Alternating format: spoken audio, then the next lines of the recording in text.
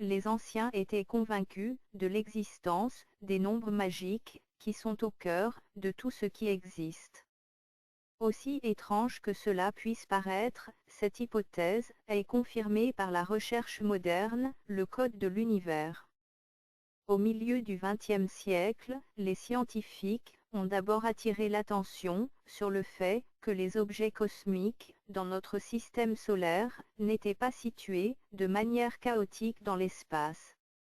Il s'est avéré que les distances maximales des planètes, à partir de notre luminaire, sont situées linéairement en fonction des dimensions elles-mêmes à ces distances.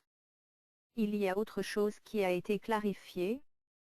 Le Soleil et les planètes, collectivement, sont un système fluctuant. Il peut être situé longtemps dans un état stable, si ces distances se réfèrent au nombre de Fibonacci, se référant les uns aux autres, dans une proportion d'or divine. Elle est bien connue, même dans l'Antiquité. Par conséquent, les sphères du ciel sont en harmonie. Il existe de nombreux modèles rythmiques et dans l'environnement biologique. Par exemple, dès le XIXe siècle, le biologiste Peer a découvert que tous les animaux ressentaient comme des processus continus qui s'effectuent à un rythme d'environ un 18e de seconde. Plus tard, les scientifiques américains Carl Nicola et Brian Anquist ont fait une autre découverte intéressante.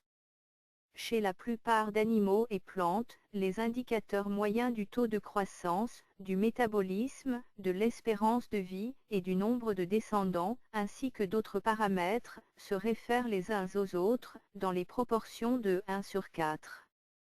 Aussi étrange que cela puisse être, les modèles numériques analogues fonctionnent également dans l'histoire. Le poète, mathématicien et philosophe du siècle d'argent, Velimir Klebnikov, affirme que le carré du nombre satanique 666 est proche de l'époque de l'existence des empires romains et russes, 1229, 1125, 1129 ans. Nikolai Goumil estime que l'espérance de vie d'une ethnie, en cas de développement naturel, est d'environ 1500 ans. C'est le temps qui passe, du moment de l'explosion de l'ethnogenèse, à la destruction complète des restes de reliques ethniques. Dans son livre, Les secrets révélés des grands prophètes, regardant, avec le système prédit de Nostradamus, il spécifie que l'espérance de vie de l'ethnicité est de 1440 ans. Pour cette période, chaque système ethnique passe le cycle complet du développement et de la mort.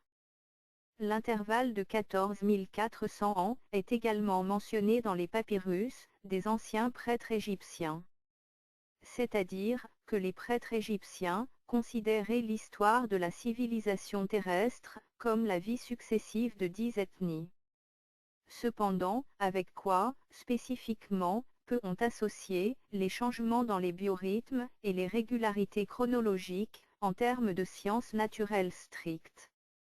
Depuis les temps anciens, les gens croient que de nombreux processus sur Terre sont régis par le mouvement des lumines sur le ciel.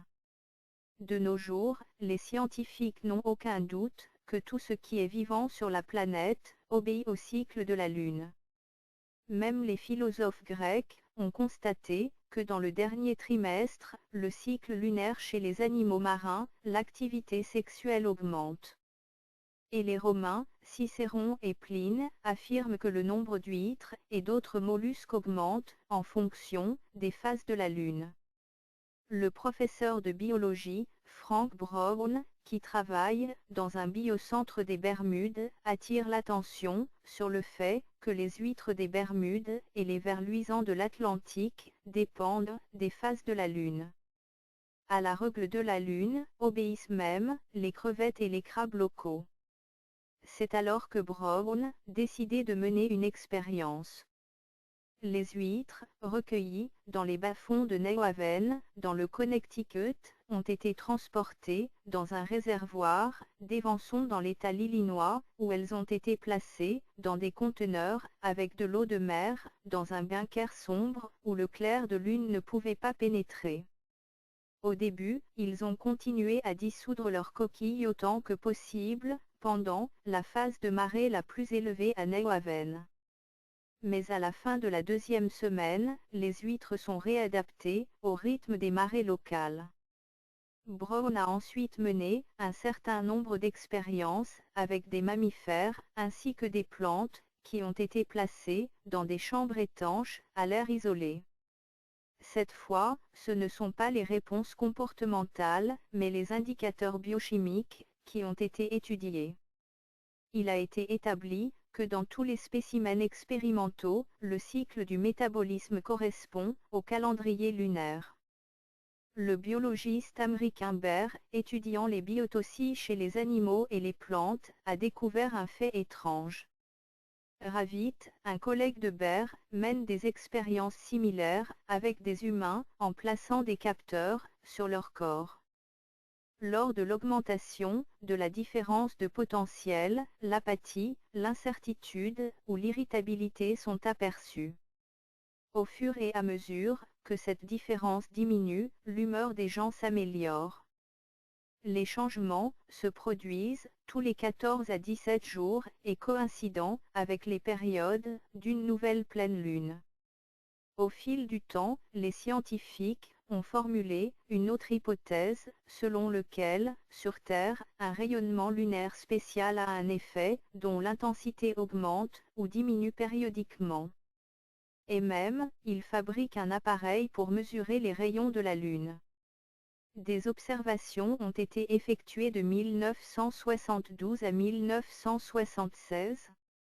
Et avec chaque mois qui passe, avec chaque année qui passe, il confirme le lien avec les émissions directes immédiates de la Lune, qui ne sont pas liées au phénomène de marée. Pendant la période de pleine Lune, des cycles de 4 heures sont également enregistrés, qui sont pratiquement inconnus de la science. Et une autre chose importante. Vers la fin de la pleine lune, les jours où le capteur ne devrait pas enregistrer de sauts aussi étranges, il les registre après tout. Mais pourquoi? Apparemment, l'univers entier envoie ses signaux à la Terre dans cette diapason. Et il n'y a pas un seul observatoire dans le monde où de telles émissions sont enregistrées. Pour cette période, les observations ont établi des règles inattendues. Par exemple, il devient possible, une semaine plus tôt, de prédire de grands tremblements de terre en tout point du globe. Quelle est la suite de tout ça? Très probablement, la conclusion, que tout l'événement dans le monde est soumis à certains algorithmes. Et si une personne trouve la clé vers eux, elle sera en mesure de s'orienter, plus précisément, dans cette réalité, et d'apprécier, plus objectivement, le passé et le présent. Et même pour prédire l'avenir. N'oubliez pas de cliquer sur j'aime, de commenter et partager cette vidéo, ainsi que de vous abonner à notre chaîne. À bientôt pour la prochaine vidéo.